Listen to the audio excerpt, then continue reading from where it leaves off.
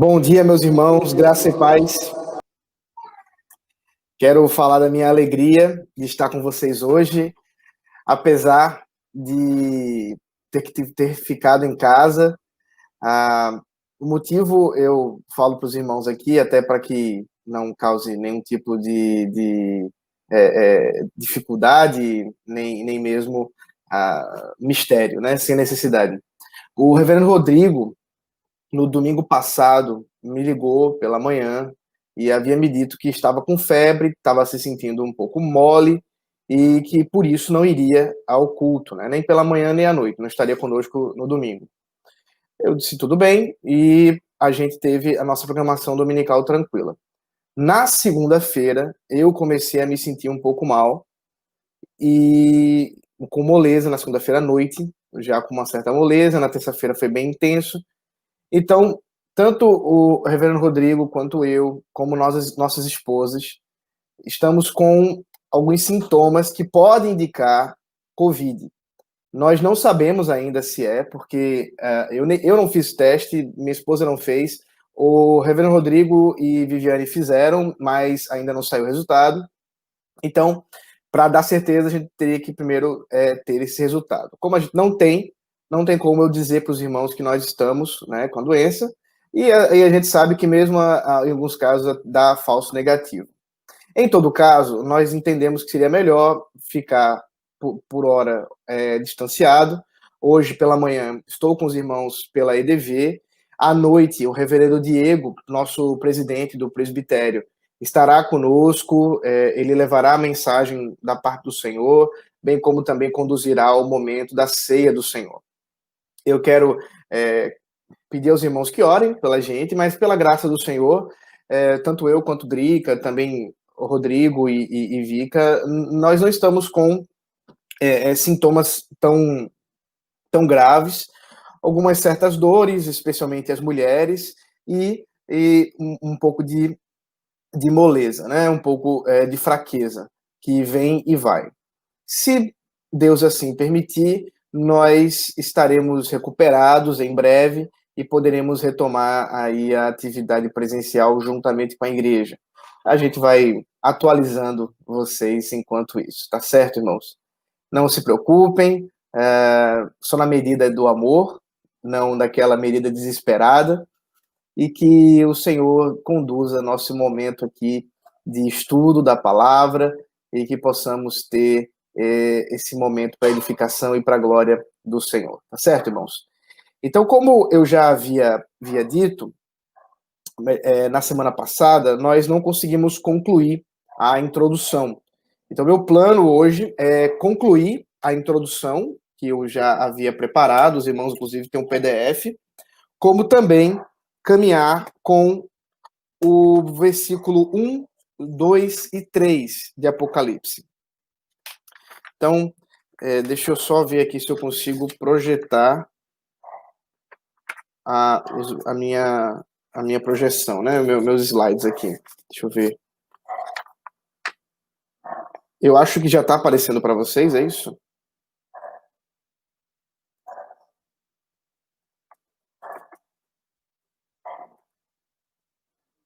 Ok. Agora sim. Bem, então vamos caminhar aqui. Ok. Então, só para a gente lembrar, nós vimos que esse é o grande ponto do livro de Apocalipse por inteiro. Apocalipse é um encorajamento para que o povo de Deus persevere na certeza de que a sua recompensa final é certa e adore e glorifique a Deus apesar das provações e das tentações para marchar de acordo com o ritmo do mundo. Então nós vimos que esse objetivo do livro encaixa bem com todos os períodos, né, que é a nossa grande preocupação, em que o livro de Apocalipse não seja apenas um livro do futuro, sabe lá Deus quando, né, porque é exatamente ele quem sabe, mas que não diz respeito nada às igrejas e ao povo de Deus durante os séculos. Mas nós estamos argumentando que não, o livro de Apocalipse é para hoje, é para ontem e também para amanhã. Nós vimos um pouco sobre o autor, o apóstolo João, que há a possibilidade de ter sido outro João, mas que nós cremos que dificilmente haveria um outro João tão conhecido pelas igrejas, com autoridade pastoral, que havia ali conhecimento, né, da parte das escrituras hebraicas e gregas, considerando aí sendo um judeu da Palestina. Então, nós cremos que sim, era o apóstolo João, também conhecido como apóstolo amado, né, aquele mesmo que escreveu o Evangelho de João e que escreveu as 3 cartas atribuídas também a ele. Nós observamos um pouco sobre o local onde João estava quando escreveu, a ilha de Patmos, uma pequena, muito pequena ilha que fica na região da Ásia Menor, que dá, inclusive, né, olhando para o continente, 60 quilômetros apenas, então possivelmente dava para João até ter uma ideia ali, está, né, o povo de Deus do qual eu estou endereçando toda a carta, e nós temos as igrejas aqui, não sei se os irmãos conseguem ver bem a imagem, e enfim, João estava exilado na ilha de Patmos, não poderia sair da ilha, mas poderia gozar de uma certa liberdade dentro da ilha.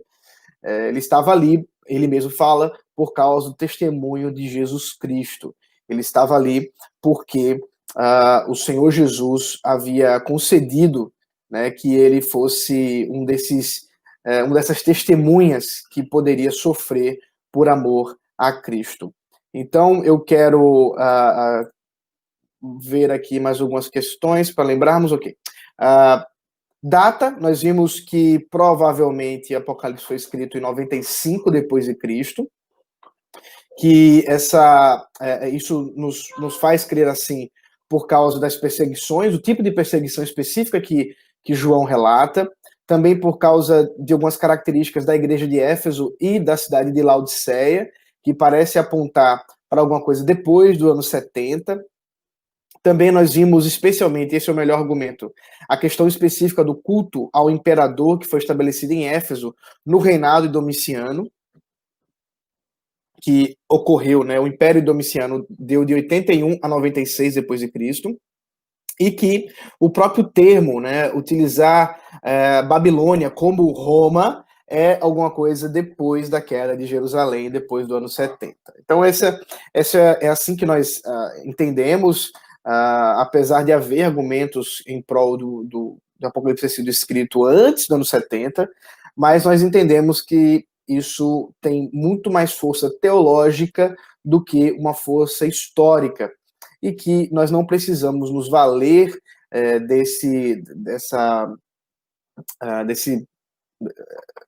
datação para entender o livro de Apocalipse.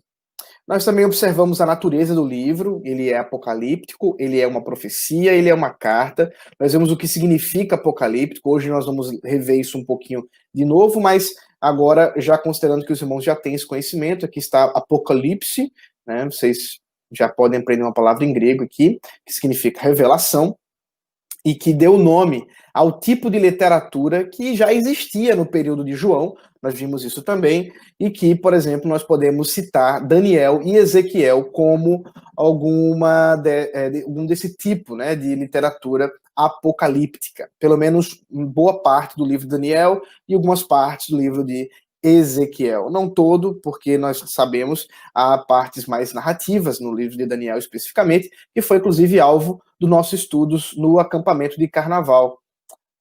Então, os irmãos devem lembrar disso também. Então, essa característica de literatura apocalíptica, ela é uma revelação, como o próprio nome já diz, e ela tem características proféticas, né, que retratam o passado, o presente e o futuro. Nós podemos chamar, inclusive, como Greg Beale chama, que a literatura apocalíptica é uma intencionalidade ou um aprofundamento profético. Ele trata como uma característica, uma das características, ou talvez um subtipo, melhor dizendo, um subtipo do tipo de literatura profética é a literatura apocalíptica, né?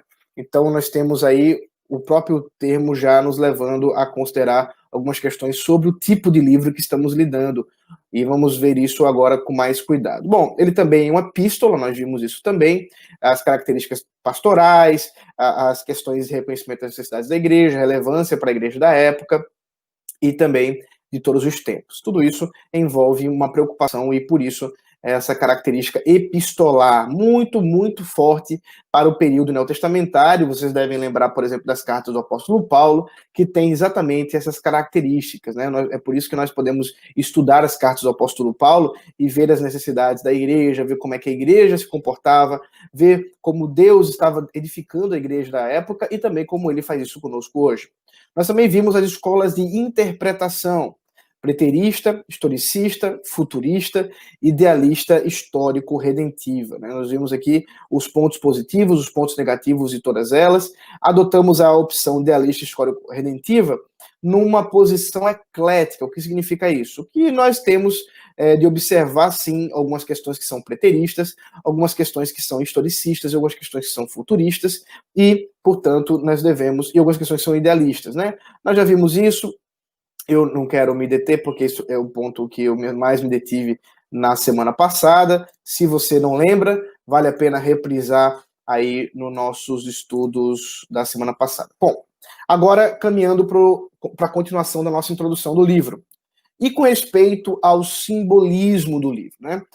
Vocês viram agora mesmo Reginaldo, o presbítero Reginaldo, comentando o caso da cidade de Jerusalém, da Nova Jerusalém, como ela, né, foi vista pelo apóstolo João. E ele mostrou agora que tudo não passava de um simbolismo. Mas como é que nós podemos evidenciar isso no próprio texto? Qual o nosso argumento para ler o livro de Apocalipse como um livro simbólico e não como uma questão literal, como boa parte da igreja hoje lê? E uma coisa que eu não mencionei na semana passada, eu enfatizo hoje, a visão futurista que eu mencionei há pouco, essa visão, deixa eu lembrar aqui para os irmãos, essa visão aqui, ó, que trata, né, o livro como um fim, né, profetizando o fim da história, que está especialmente ligado ao dispensacionalismo.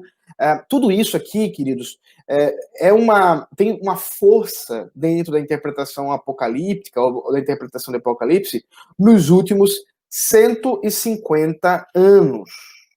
Né? Então a gente tem mais ou menos aí 1850, um pouquinho mais, um pouquinho menos, os primeiros defensores desse tipo de leitura agora, né? Uma leitura contemporânea. Nós temos ali, por exemplo, a Bíblia de Scofield, uma Bíblia muito famosa, a Bíblia que foi inclusive traduzida, pelo menos as notas, né? Foram traduzidas para o português. Nós temos depois os trabalhos ali do seminário de Dallas, que é um seminário famoso, batista, fundamentalista. Não vou entrar, como eu já até mencionei esse termo antes, eu não quero explicar muito o termo, porque gasto muito tempo, mas basicamente fundamentalismo é um movimento religioso que nasce nos anos 70, agora de nossa era, 1970, é uma resposta ao liberalismo teológico, e ele tem como grande ponto alto, né, a interpretação literal das escrituras, contra a interpretação moralista ou simbólica que muitos liberais, teólogos liberais, que não acreditavam nas escrituras, faziam. E por isso, isso terminou se vinculando também à interpretação de Apocalipse. É curioso, porque a interpretação do Apocalipse sempre foi tratada como, em sua maioria, como um livro simbólico. Mas é exatamente nesse movimento que termina ganhando força uma interpretação literal por um bom motivo. Veja só, eu não estou nem criticando tanto o fundamentalismo, porque ele tem pontos positivos. Porque a igreja realmente estava sendo atacada por pessoas que estavam colocando em xeque a literalidade, por exemplo, dos milagres de Jesus, a literalidade da ressurreição de Jesus Cristo, e diziam que tudo isso era figurativo, era simbólico. E da mesma sorte, eles interpretavam, esse mesmo grupo interpretava Apocalipse como simbólico. Então aqueles que interpretaram, né, que vieram com a força para interpretar o texto como literal, disseram não, vamos também interpretar Apocalipse como literal. Então, isso vai ganhar força nos últimos tempos, especialmente, como eu disse, nos anos 70, e vai se desenvolvendo. Você vai ter a publicação do famoso livro Deixados para Trás, ou Left Behind, que tem filme, que tem várias, né, edições aí do livro, que é um romance. É claro que ele não se preocupa tanto com a realidade em si, mas tenta abordar aquilo que se acredita ser a visão futurista ou pré-milenista dispensacionalista, né? Pré-milenista dispensacionalista dos últimos tempos, especialmente a interpretação de Apocalipse, né? Escrito por o Tim LaHaye.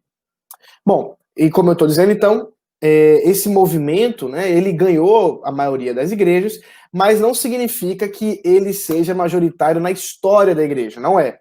Na verdade, ele não é majoritário, ele é minoritário, mas hoje ele é majoritário. Hoje, inquestionavelmente, a maioria das pessoas tem aquela visão.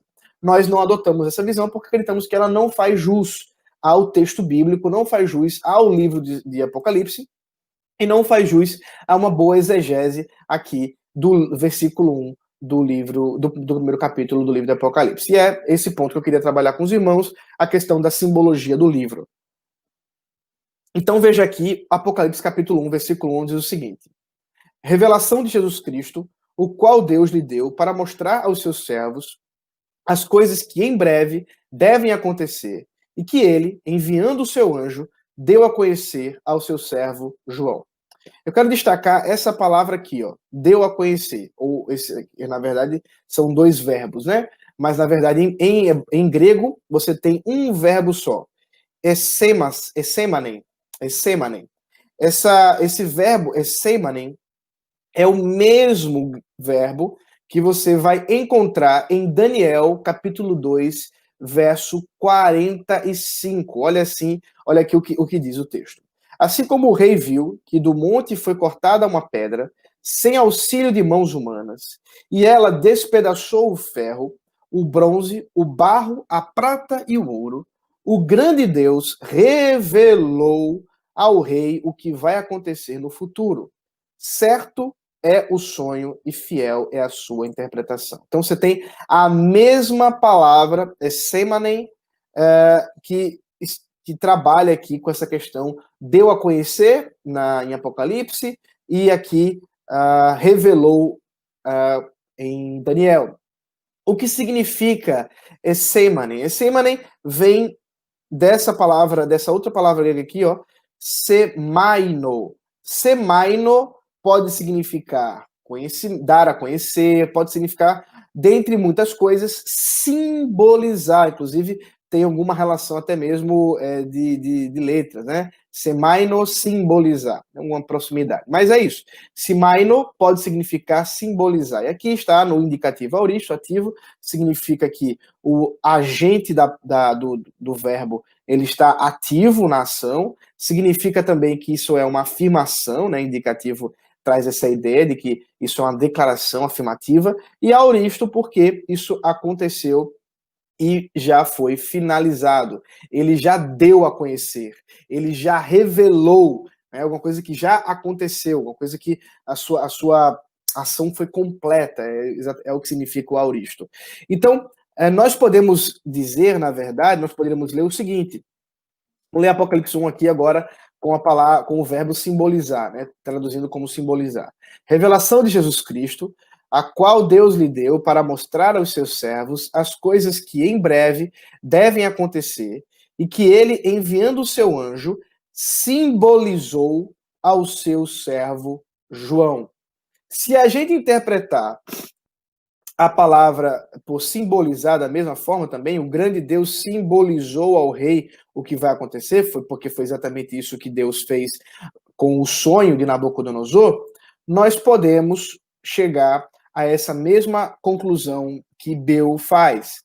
Interprete simbolicamente, a menos que seja forçado a interpretar literalmente. Então, esse é um princípio, uma máxima do livro de Apocalipse. Nós devemos procurar o simbolismo contido no livro, porque é isso que está sendo trabalhado pelo próprio autor e o próprio Deus revelando, né, simbolizando para João o futuro, o passado, o presente e o futuro. E, portanto, nós somos autorizados a interpretar simbolicamente, a menos que nós tenhamos algum motivo para interpretar literalmente, né? Como, por exemplo, o caso das cartas das igrejas, né? Tem coisas ali simbólicas, nós já vimos isso na nossa devocional das 7 cartas, como tem coisas ali que são literais, que apontam realmente para proposições literais da parte do Senhor Jesus Cristo. Então, o livro de Apocalipse, nós podemos dizer com segurança, é um livro simbólico.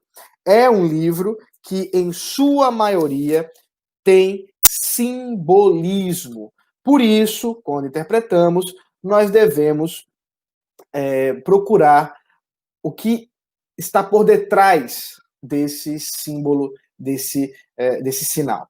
Mas por que um livro simbólico, né? Por que Deus deu a nós, no Novo Testamento, um livro simbólico? Por que ele não simplesmente nos concedeu com literalidade, com clareza, o livro, para que nós não precisássemos de tanta exigência literária, tanta busca aí para compreender o texto? Bom, o J. Cabill, ele dá 2 motivos, que são os mesmos motivos pelos quais Jesus Cristo falava em parábolas. Vocês vão lembrar que Jesus foi perguntado pelos seus discípulos: por que o Senhor fala em parábolas e não fala as coisas do reino de modo especificamente literal, claro? E Jesus mesmo diz que ele falava em parábolas para que os que ouvissem e vissem não vissem e nem ouvissem. É curioso isso. O que nos mostra, assim como também ele mostra que aqueles a quem está sendo revelado o reino de Deus, eles também receberão os ensinamentos das parábolas. Então, Jesus mostra que o livro, ou melhor dizendo, a forma com que ele trabalhava as parábolas era uma forma, inclusive, de mostrar àqueles que estavam recebendo da parte de Deus o Espírito Santo para conseguir entender as questões do reino de Deus. Da mesma forma, nós entendemos que o livro de Apocalipse foi dado para ocultar aquilo que não deveria ser compreendido àqueles que não faziam parte da igreja. Por isso que ele é um livro, de uma certa forma, com cuidado com a palavra, hermético. Por quê? Porque é um livro para iniciados. Mas iniciados em que sentido? Iniciados no Espírito Santo. Aqueles que recebem da palavra, né, a palavra do Espírito Santo, no seu coração, foram transformados. E, claro, demanda um exercício, como qualquer leitura demanda de nós, para que compreendamos a partir da compreensão do Antigo Testamento, como veremos mais à frente. Então, ele tinha como objetivo realmente ocultar para aqueles que não deveriam tomar conhecimento. Imagine, João está preso, né? João está na ilha de Patmos, havia ali certamente guardas, pessoas que estavam sentinelas, pessoas que estavam de olho no que ele estava escrevendo, e João escreve esse livro que se torna completamente incompreensível para aqueles que não eram os endereçados da carta. Por outro lado, ele também é simbólico para revelar aos que devem saber. E aí, nesse sentido, eu quero enfatizar um aspecto muito interessante da forma como Deus nos trata, porque Deus nos conhece melhor do que nós mesmos nos conhecemos, né, irmãos? E dentre as formas como Deus nos conhece, muitas vezes nós nos surpreendemos como Deus trabalha em nossos corações com imagens. Se você der uma olhadinha na sua Bíblia, você vai verificar que o gênero literário mais utilizado por Deus para revelar sua vontade, sua palavra, foram as narrativas, né? Foi narrativa. E o motivo não é outro, senão que Deus deseja imprimir em nós imagens. Né? Nós somos criados por Deus, e como criados por Ele, Ele sabe muito bem que nós somos seres imagéticos. O que significa isso? É que nós lidamos com imagens e cremos em certas imagens como esperança, como certa forma de vida para nós. É por isso que, por exemplo, vocês vão observar, hoje é Dia dos Pais, talvez inclusive já tenha sido usado aí por alguém durante o dia, talvez já tenha ouvido isso, que a forma melhor que uma pessoa pode educar outra não é tanto com palavras, mas com gestos, né? Então, talvez você já tenha ouvido, você que é um marido aí, amoroso, romântico, talvez você já tenha ouvido sua esposa dizer algo mais ou menos assim: mas amor, não adianta você dizer que me ama, você tem que demonstrar isso também, né? Então, e é verdade isso, irmãos, isso é pura verdade. Por que é pura verdade? Porque nós não lidamos simplesmente com palavras, com afirmações. Eu posso dizer para os irmãos aqui: eu amo a igreja presbiteriana de Casa Caiada. Mas se eu não demonstrar isso com ações minhas, com gestos meus, vocês não vão se sentir tão amados, não. E como é que vocês vão se sentir amados? Ao vocês verem que eu faço certas coisas que demonstram amor. Da mesma forma, o próprio Deus revelou-se para nós com imagens, com histórias. Então, por exemplo, a gente vai lá e vê a história de Abraão. Então, a gente tem aquela imagem, Abraão com o cutelo, pronto para matar o seu filho, Isaac, que está ali no altar. E a gente tem aquela imagem inclusive que já virou pintura. Você vai ver belíssimas pinturas, né? Acho que tem uma pintura de Rembrandt belíssima sobre essa narrativa. E você pensa assim, nossa, que imagem linda!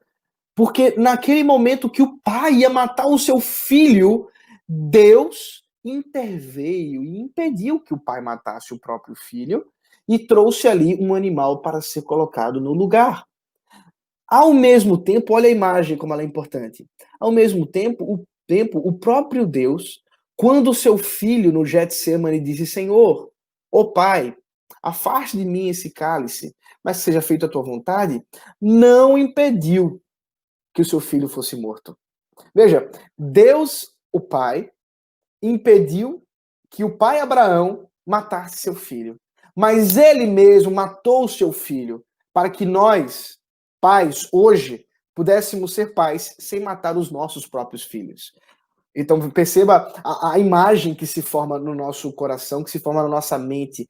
Essa imagem, ela ganha uma força, porque agora nós não estamos apenas com a declaração Deus é amor, ou Deus nos ama. Nós estamos com uma imagem, a imagem de um pai que entregou o seu próprio filho para que os pais pecadores não tivessem que matar os seus próprios. Inclusive Abraão, especialmente. Então perceba que nós lidamos no nosso coração com simbolismos, com imagens. Veja, não estou dizendo de jeito nenhum que a história de Abraão é simbólica, tá, irmãos?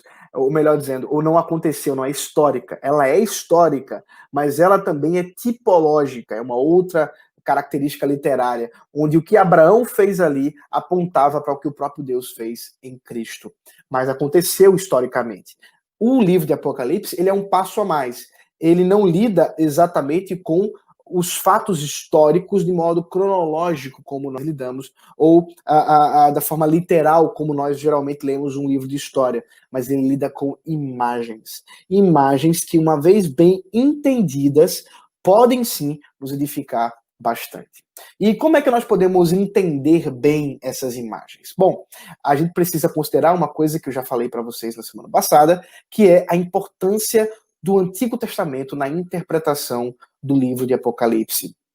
É um dos livros que mais cita, se não o livro que mais cita o Antigo Testamento, fazendo citações diretas, algumas alusões diretas, também chamadas de ecos, e nós vamos encontrar tudo isso, vamos tentar decifrar, né, cada um desses pontos aí com o simbolismo apocalíptico.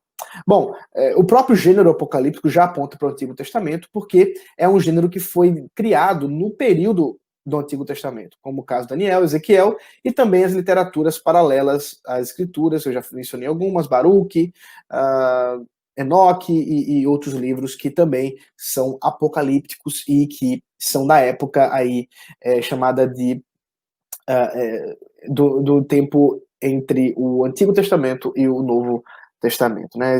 Esse meio termo aí. Bom, nós temos as citações e alusões, como eu mencionei, nós temos os temas comuns, juízo, salvação, abominação desoladora. Essa expressão aqui, ela é muito importante no livro de Apocalipse, e ela foi bem importante também no livro de Daniel, no livro de Ezequiel. Então, isso mostra a importância, né, de conhecer. Veja, não só conhecer o livro de Daniel, o livro de Ezequiel, mas porque o livro de Daniel e o livro de Ezequiel tem sua base, tem seu fundamento no Pentateuco, né? Então, é fundamental conhecer o Pentateuco, conhecer os livros de poesia, né, especialmente o livro de Salmos, e conhecer os livros históricos, enfim, todo o Antigo Testamento para conseguir ter uma compreensão melhor do livro de Apocalipse. Quanto mais você conhece o Antigo Testamento, melhor você consegue ler o livro de Apocalipse. Bom, vamos ver aqui um esboço rápido, temático do livro. Então nós temos o prólogo, que vai do versículo 1 ao versículo 20 do capítulo 1. Depois nós temos o capítulo 2, versículo 1 até o capítulo 3, versículo 22, basicamente o capítulo 2 e o capítulo 3, que são as cartas, né, às 7 igrejas, a igreja imperfeita no mundo. Então, basicamente, esse é o tema. É isso que eu estou usando o esboço do próprio Greg Beale. Aqui nós temos o capítulo 4 até o capítulo 5, que é Deus e Cristo glorificados por meio da ressurreição de Cristo. Aqui nós vamos ver uma das imagens mais belas de adoração ao Senhor, é um dos textos que mais utilizados, inclusive para fazer cânticos, né? Vocês já devem ter cantado, nós cantamos vários cânticos que têm como base a adoração dos seres celestiais, aqui exatamente nessa visão de João, em que há o Deus do trono, o Filho do Homem, Cristo e tudo mais. Aqui nós vamos ver isso com cuidado, são imagens belíssimas que nos trazem aí conforto e consolo. O capítulo 6 até o capítulo 8, versículo 5, nós temos os 7 selos. Depois nós temos as 7 trombetas, o capítulo 8, versículo 6 até o capítulo 11, versículo 19.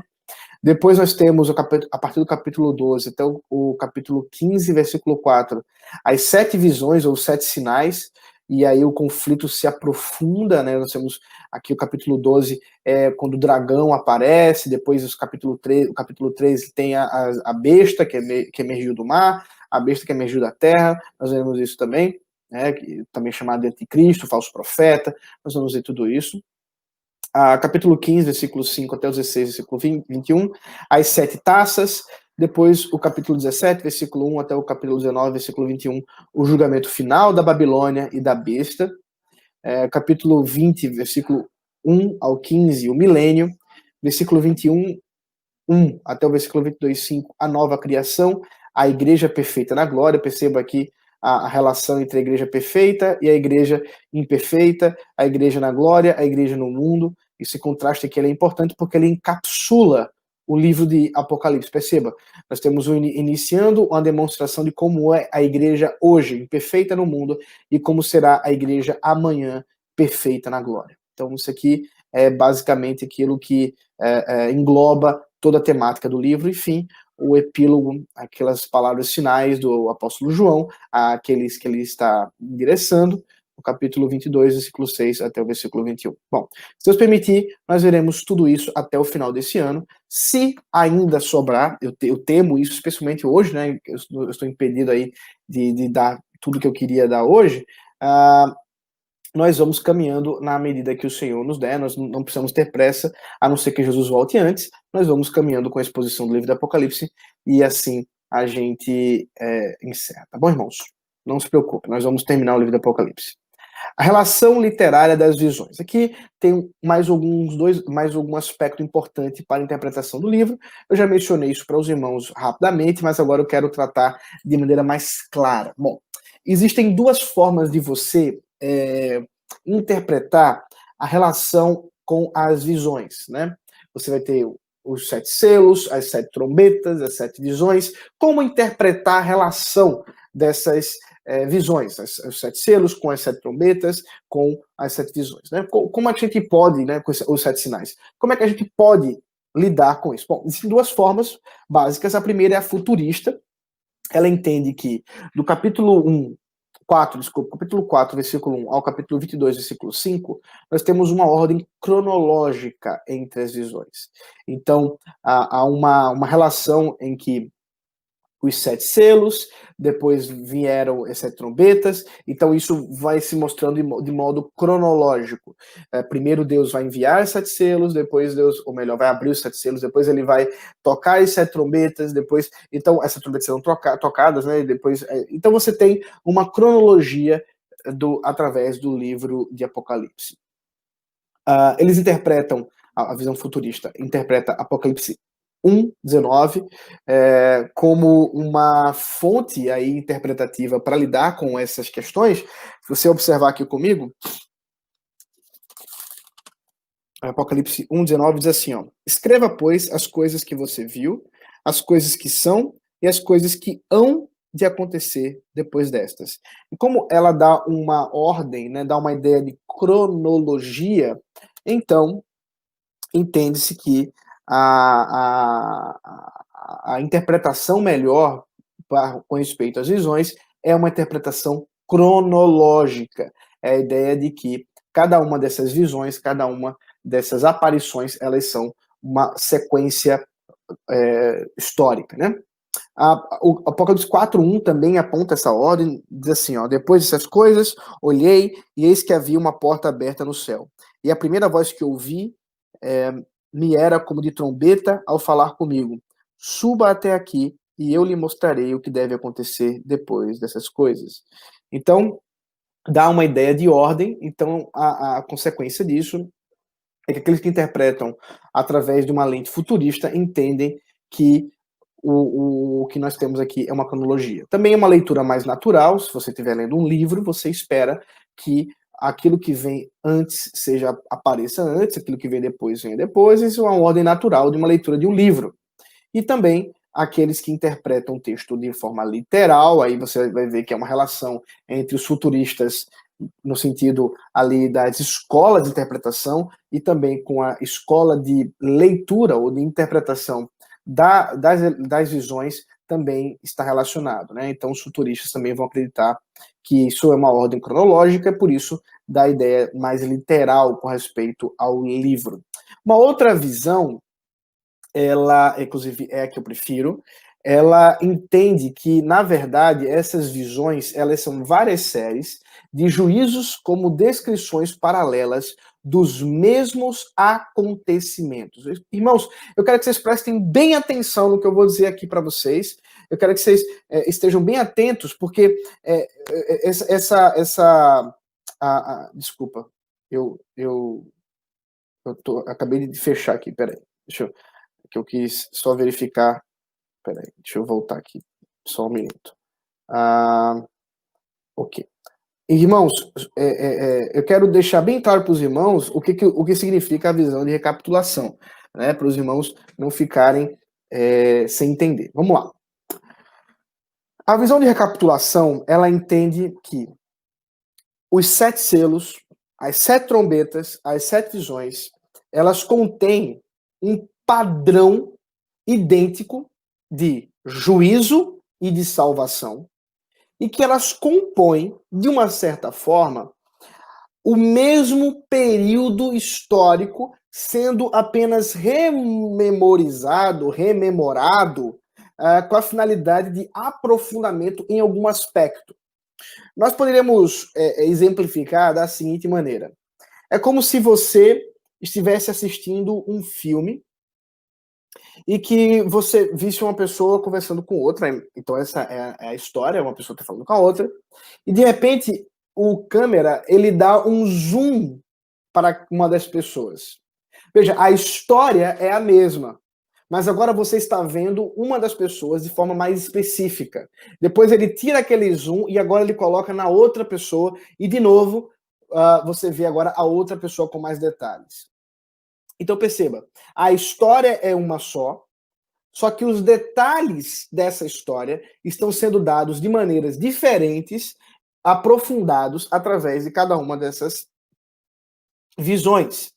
E qual é a evidência que nós temos com relação a essa leitura, né? Essa forma de relacionar as visões como uma recapitulação histórica? Veja comigo aí o capítulo 6, versículo 12, até o versículo 17. Capítulo 6, 12. Olha só, eu quero que vocês prestem bem atenção e tentem entender o que está se passando aqui neste que é o 6º selo. Vejam comigo. Apocalipse, capítulo 6, verso 12 ao 17. Abra aí, por favor, para vocês ficarem bem atentos, né, ao que nós estamos falando hoje. Vi quando o cordeiro quebrou o sexto selo. Houve um grande terremoto, o sol se tornou negro como pano de saco feito de crina, a lua ficou toda vermelha como sangue. As estrelas do céu caíram sobre a terra, como a figueira deixa cair os seus figos verdes quando sacudida por um vento forte. E o céu recolheu-se como um pergaminho quando se enrola. Então, todos os montes e as ilhas foram movidos do seu lugar. Os reis da terra, os grandes, os comandantes, os ricos, os poderosos, e todo escravo e todo livre se esconderam nas cavernas e nos penhascos dos montes e disseram aos montes e aos rochedos: caiam sobre nós e nos escondam da face daquele que está sentado no trono e da ira do Cordeiro. Agora veja o versículo 17. Porque chegou o grande dia da ira deles, e quem poderá subsistir? Pergunta: se você estivesse vendo exatamente essa descrição, veja a imagem, lembra que nós estamos trabalhando com imagens. Se você estivesse lidando com essa imagem agora, para tentar interpretá-la, que dia você acredita que estaria sendo descrito aqui? Me parece, não só a mim, é claro, que está se referindo aqui ao juízo final, ao último dia da Terra como nós a conhecemos. Veja, as estrelas caíram. Vocês conseguem imaginar o que significa estrelas caindo? O céu, né, foi enrolado como pergaminho. Veja, é claro que isso tudo é um simbolismo, mas o que ele está descrevendo aqui? Que imagem que ele está nos mostrando? Ele está falando de juízo final. Mas espera aí, juízo final? Nós estamos apenas no capítulo 6 de Apocalipse. Como isso pode ser o juízo final? Porque muitos outros juízos finais vão aparecer durante o livro. Como eu disse, Apocalipse 6, 12, 17. Agora veja Apocalipse 11, 14 ao 18. Vamos dar uma olhada aqui. Tem todos esses textos aqui que vocês, como vocês podem observar. Apocalipse 11, 14 ao 18. Diz assim, ó. Passou o segundo ai. Eis que, sem demora, vem o terceiro ai. O sétimo anjo tocou a trombeta e houve no céu vozes fortes dizendo: o reino do mundo se tornou de nosso Senhor e do seu Cristo, e ele reinará para todo sempre. E os 24 anciãos que estavam sentados no seu trono, diante de Deus, prostraram-se sobre o seu rosto e adoraram a Deus, dizendo: graças te damos, Senhor Deus Todo-Poderoso, que és que eras, porque assumiste o teu grande poder e passaste a reinar. Na verdade, as nações se enfureceram, chegou, porém, a tua ira, e o tempo determinado para serem julgados os mortos, para se dar o galardão aos teus servos, aos profetas, aos santos e aos que temem o teu nome, tanto os pequenos como os grandes, e para destruíres os que destroem a terra. Então veja que nós estamos falando também aqui de juízo final. Agora nós estamos no capítulo 11. Como é que é isso? Que juízo final grande é esse? Né? Veja agora o capítulo 14, versículo 14. Olhei, e eis uma nuvem branca, e sentado sobre a nuvem um semelhante a filho de homem, tendo na cabeça uma coroa de ouro e na mão uma foice afiada. Outro anjo saiu do santuário, gritando com voz forte para aquele que estava sentado sobre a nuvem: pegue a sua foice e comece a colher, pois chegou a hora da colheita, visto que os campos da terra já amadureceram. E aquele que estava sentado sobre a nuvem passou a sua foice sobre a terra e fez a colheita. Então o outro anjo saiu do santuário, que se encontra no céu, tendo também ele uma foice afiada. Ainda outro anjo saiu do altar, o anjo que tem autoridade sobre o fogo, e clamou com voz forte ao que tinha a foice afiada, dizendo: pegue a sua foice afiada e ajunte aos cachos da videira da terra, porque as suas uvas estão maduras.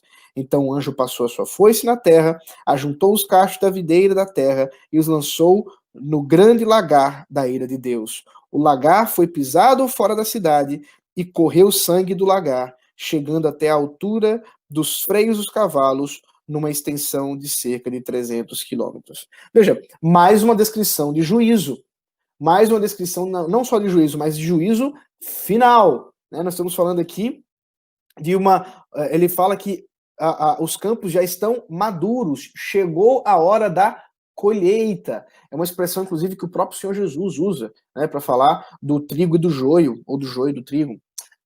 Vamos lá, capítulo 16, versículo 17.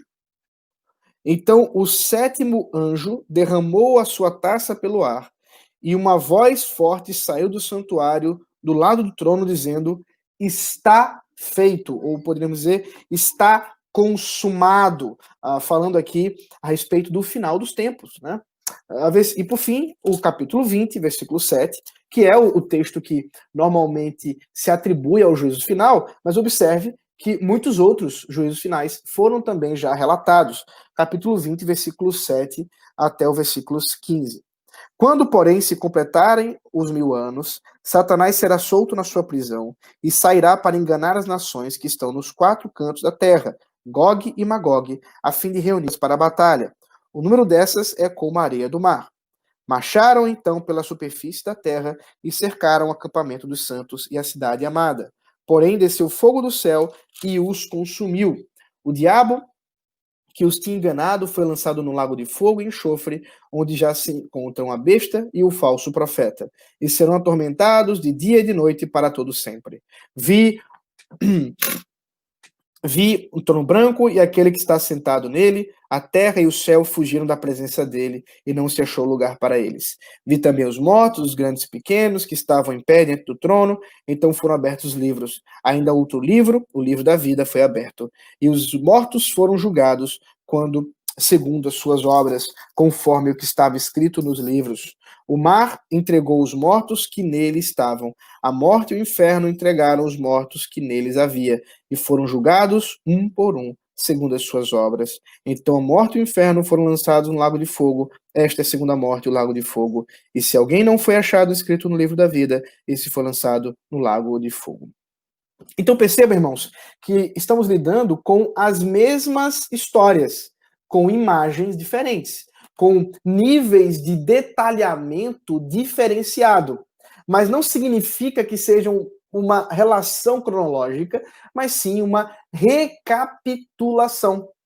Essa é a teoria da recapitulação e que me parece ser mais interessante para entender o livro, que observa que nós não estamos, portanto, vendo uma mesma história, mas, ou melhor dizendo, várias histórias cronológicas, mas uma mesma história sendo repetida e detalhada de maneira diferente a cada momento, a cada padrão, a cada porção. Nós temos aí algumas formas de tentar encaixar esse tipo de recapitulação. Nós veremos isso mais para frente, né, quando estivermos lidando diretamente com o texto, com as recapitulações. Por enquanto, nós vamos guardar nossa curiosidade. Um último aspecto que eu quero trabalhar com os irmãos, com respeito à introdução do livro, é o tema Os Últimos Dias. Esse tema é muito importante para o livro do Apocalipse. Está inserido em toda a ideia do livro em si. Nós vamos ver isso daqui a pouco com a exposição dos 3 primeiros versículos. Mas é preciso que nós observemos que os últimos dias não significa exatamente aquilo que nós costumamos atribuir. Os últimos dias, em termos bíblicos, especialmente neotestamentários, deve ser compreendido com o clímax escatológico da morte e ressurreição de Cristo. Veja comigo, por exemplo, Hebreus, como eu coloquei aqui, Hebreus capítulo 1, verso 1. Hebreus 1, 1. Observe comigo, é um texto que, obviamente, aí nós vamos observar algumas questões do Novo Testamento que estão pressupostas no próprio livro de Apocalipse.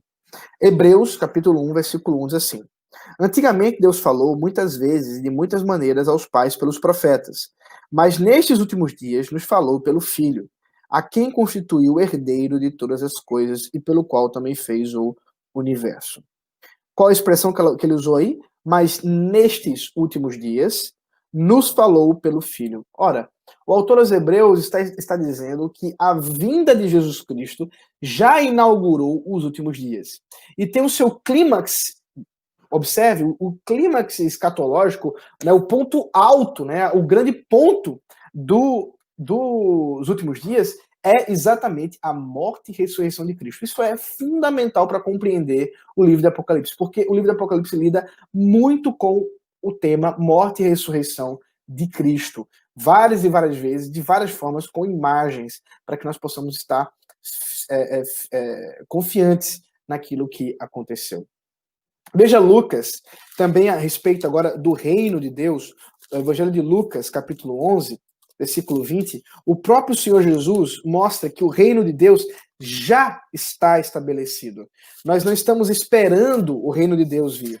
Nós cremos que o reino de Deus já está estabelecido. O reino de Deus já chegou. Lucas capítulo 11, versículo 20. Diz assim: se porém, é o próprio Jesus falando, tá, irmãos? Se porém eu expulso os demônios pelo dedo de Deus, certamente é chegado o reino de Deus sobre vocês. Quando o valente, bem amarrado, ou melhor dizendo, armado, guarda sua própria casa, todos os seus bens ficam em segurança. Mas se aparece alguém mais valente do que ele, vence-o, tira-lhe a armadura em que confiava e reparte os seus despojos. Quem não é por mim é contra mim, e quem comigo não ajunta, espalha. Né? Como é que a gente entende esse texto aqui? Bom, em primeiro lugar, Jesus está fazendo uma condicional aqui. Se eu expulso demônios pelo dedo de Deus, é chegado o reino de Deus. A pergunta que nós podemos fazer é: Jesus expulsava demônios pelo dedo de Deus? E a resposta tem de ser sim, ele fazia isso. E se a resposta é sim, a conclusão é que é chegado o reino de Deus. Então o reino de Deus foi estabelecido. Agora, que ilustração é essa, né? Que parábola é essa que Jesus está contando aqui a respeito do valente? Eu já vi muita gente trabalhando essa questão aqui, não é, do valente amarrado e tudo mais, e você vai ver, especialmente nos meios mais pentecostais, não, tá amarrado em nome de Jesus, daí amarra o demônio, solta o demônio, aquela coisa toda. Aqui o que Jesus está dizendo, basicamente, é o seguinte: ele está ilustrando. Se você chega na casa de alguém que é mais forte, alguém que é forte, você deve chegar, você primeiro tem que fazer o quê? Você tem que amarrar aquela pessoa para então poder roubar a sua casa. É o que ele está dizendo. Agora, o curioso é que quem é o ladrão aqui na história é o próprio Jesus. Ele está dizendo que ele destituiu o poderio de Satanás de cegar as nações da terra para que ele pudesse roubar, obviamente entre aspas, roubar o povo de todas as tribos, povos e raças para si. Como se, de alguma maneira, o diabo fosse dono dos reinos e que agora, uma vez estabelecido o reino de Deus, chegado o reino de Deus, houve uma destituição de Satanás. Vocês lembram de algum texto de Apocalipse que fala sobre isso? Exatamente.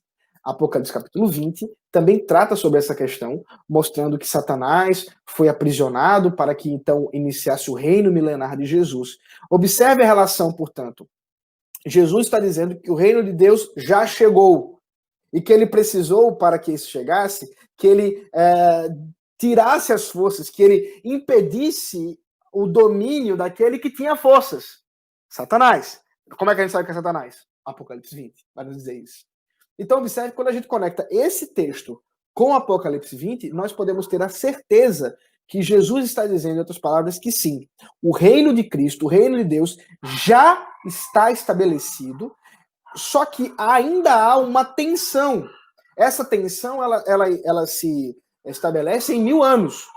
E esse número 1000 anos é um número simbólico, porque ele dá a ideia de completitude. Lembra, o número 10, para os judeus, ele tem uma noção de completitude. ele traz uma ideia de algo que é completo. 10. 7 é perfeição, 10 é completo. É a simbologia judaica, você vai encontrar isso, por exemplo, em Gênesis várias vezes, e vai encontrar isso em outros momentos do Antigo Testamento. Então, João está se valendo, portanto, suas visões estão se valendo dessa numerologia para dizer o seguinte: 10, 100 vezes, né? 1000. Então dá a ideia de uma coisa que é completa, um tempo completo. E esse tempo completo é o tempo que separa o estabelecimento do reino, que é exatamente esse momento da chegada de Cristo e o seu clímax com a morte e ressurreição, até a sua volta. Nesse período, Satanás está aprisionado. Isso é literal? Claro que não. O que significa o aprisionamento de Satanás? Significa que o seu poderio de cegar as nações, o seu domínio de enganar as nações, ele foi reduzido, ele foi restringido. A prova, nós. Nós somos a prova de que o poderio de cegar as nações foi reduzido a ponto do evangelho chegar até nós. Nós que não éramos povo e que agora somos povo. Portanto, aí essa tensão do já e do ainda não.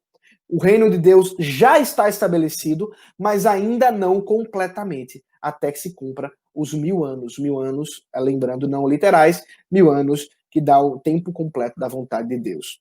E por isso, esses juízos parciais pré-anunciam o juízo final. Esses juízos parciais que nós já estamos vivenciando, como agora, uma pandemia, nós estamos vivenciando um tempo de juízo. Deus está lembrando as pessoas de que eles não são nada. As pessoas estão apegadas às questões da vida, muitos estão desesperados, quando nós deveríamos agora, e é exatamente a descrição do Apocalipse, as pessoas correndo para os montes, pessoas correndo, e agora, o que será de nós? Enquanto que a igreja, que conhece a palavra, deve ser lembrada de que nesse momento de desespero, nesse momento de juízo, nós temos um Deus que intercede por nós, nós temos um Deus que cuida de nós na sua providência. Nós não precisamos temer.